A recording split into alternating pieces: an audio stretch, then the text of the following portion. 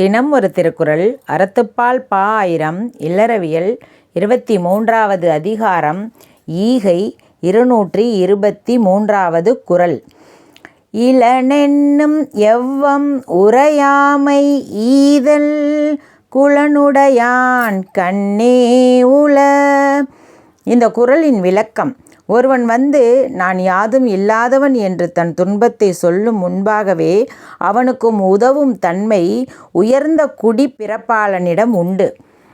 அதாவது ஒருத்தன் எனக்கிட்ட எதுவுமே இல்லை, எனக்கு உதவுங்க, எனக்கு ஈகை செய்யுங்க அப்படின்னு சொன்னால் அவனோட எதையுமே கேட்காம அவனுக்கு ஒரு பெரிய உதவி செய்கிறது ஒரு உயர்ந்த குடியில் பிறந்தவங்களோட ஒரு சிறந்த பண்பாக இருக்குமா.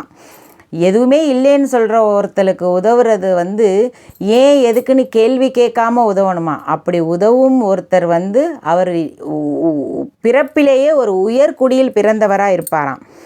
யான் வறியவன் என்னும் துன்பச் சொல்லை ஒருவன் உரைப்பதற்கு முன் அவனுக்கு கொடுக்கும் தன்மை நல்ல குடிப்பிறப்பு உடையவனிடம் உண்டு.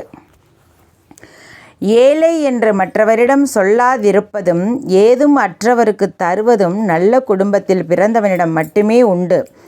தமக்குள்ள வறுமை துன்பத்தை காட்டிக்கொள்ளாமல் பிறருக்கு ஈவது உயர்ந்த குடிப்பிறப்பின் பண்பாகும்.